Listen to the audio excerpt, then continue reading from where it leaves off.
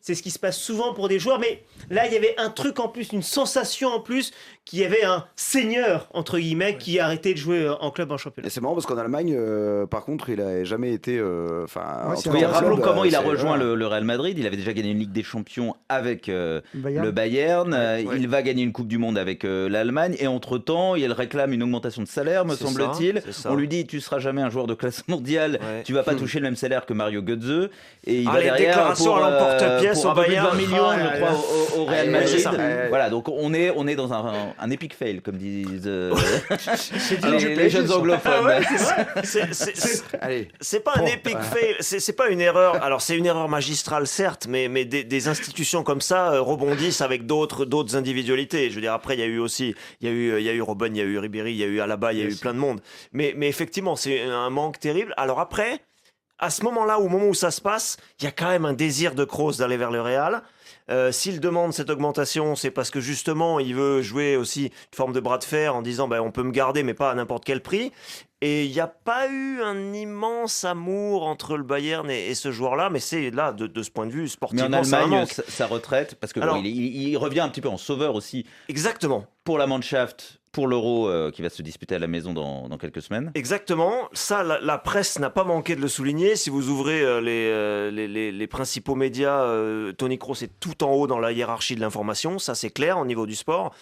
Pour ce qui est du public, c'est pas le seul acteur du renouveau récent depuis le mois de mars. C'est aussi les choix du sélectionneur. Alors Toni Kroos est au centre du dispositif, c'est évident, mais il y a aussi la façon de jouer, il y a aussi l'apport de joueurs qui n'étaient pas forcément attendus autour de lui. Il y a aussi les prodiges, la jeunesse. On attend des merveilles de Wirtz et Musiala. Donc c'est tout un contexte en Allemagne. Mais Kroos est essentiel dans l'équipe nationale. Nabil Djelli, vous vouliez parler de Kroos depuis tout à l'heure et je fais tourner la parole sans vous la donner. Non, je vais demander à David, dans l'histoire du football allemand, où est-ce qu'il est situé dans la hiérarchie des grands joueurs allemands. Non, mais c'est intéressant parce qu'ils ont tellement eu de gros milieux de terrain.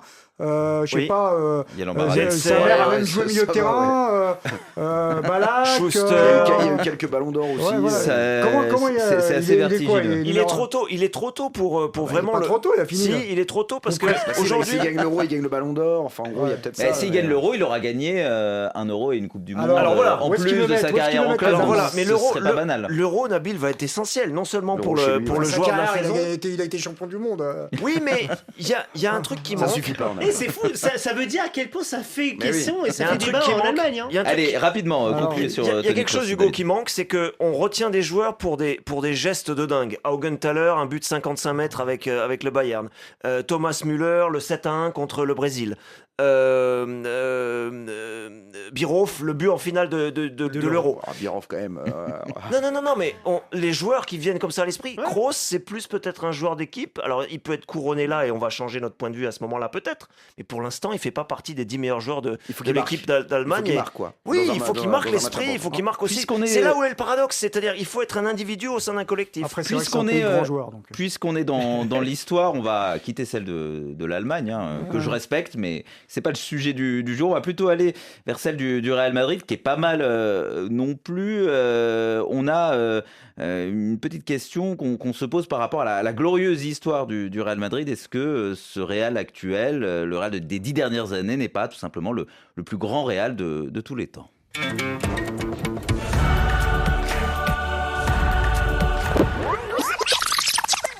L'ultime match de la première Coupe d'Europe. L'Argentin Di Stefano, numéro 9, allait faire merveille et éclipser son rival, le prestigieux Copa. Et une fois de plus, employant avec une ardeur, une volonté remarquable, au point même de s'attaquer souvent à l'homme plutôt qu'à la balle, les joueurs de Madrid égalisèrent. Le stade de Reims, nullement découragé, tenta par de rapides contre-attaques de marquer le but décisif, mais ce fut au contraire le Real, grâce à Joséito, à la 79e minute, qui devait s'assurer la victoire, une victoire tout à fait logique. Y recoger el trofeo que simboliza la consecución del preciado título de campeones de Europa. El Real Madrid lleva a sus vitrinas desde las manos de este pundonoroso capitán la hermosa copa. Voilà qui nous ramène à un temps que personne n'a connu autour de cette table. Je fais un rapide coup d'œil quand même pour vérifier, pour ne n'offenser personne. Depuis 2014, bon là on était tous là, ces 10 dernières années donc, le Real a soulevé 6 fois la coupe aux grandes oreilles. Une période de triomphe européen qui fait écho aux années 50 et 60. plus en phase avec ce qu'on vient d'entendre. Les débuts de la Coupe d'Europe des clubs champions, 5 victoires d'entrée de jeu dans cette compétition pour le géant madrilène. Les légendes, c'est les Di Stefano, les Copa, les Puskas, Rento, face à des adversaires qui ont un peu décliné par la suite, Reims, la Fiorentina ou l'Eintracht Francfort. Une autre victoire dans les années 60, donc ça fait 6 victoires sur les 10 premières années de la C1, 6 victoires sur les 10 dernières années de la C1. Vous préférez quel Real Madrid si vous deviez choisir, celui des années 50-60 ou celui des années 2010-2020? Mais Hugo, celui des années récentes dépend aussi du départ de l'histoire. C'est-à-dire que cette compétition-là, c'est la compétition du Real aussi parce qu'il y a eu ces 6 victoires en 10 fois. Mais il y a juste un... Non, mais parce qu'il y a une dimension mythique. Le Real de Di Stefano, on l'a pas vu jouer en direct, c'est sûr. Je pense qu'à l'époque, les gens étaient pas de tous les week-ends devant leur télé, devant les multiplex. Il y a une question importante à se poser, à mon avis, c'est l'émotion qui est dégagée. C'est-à-dire que nonobstant les larmes de Kroos là et cette fin de carrière avec effectivement une dimension d'émotion, quel est le Real qui dégage le plus d'émotion? Est-ce que c'est le Real de cette finale-là, de cette période contemporaine qui dégage le plus d'émotion? Je pense que le Barça de Guardiola a suscité plus d'émotion. Je pense que le Milan AC des années 90... Mais là, je reste vraiment sur la grande histoire du Real Madrid et ses 15 Ligues des Champions. Franchement, on ne peut pas comparer, en fait. Je comprends la question, mais c'est un peu... Je vais vous prendre j'ai une métaphore, un parallèle qui m'est venu quand vous avez mis les ingrédients sur la table. C'est exactement pareil qu'avec l'Égypte en Afrique. L'Égypte, à la fin des années 50, il y a la CAN. Ils en enchaînent 3-4. Est-ce que cette Égypte-là est plus forte que 2006, 2008, 2010 qui enchaîne 3 CAN?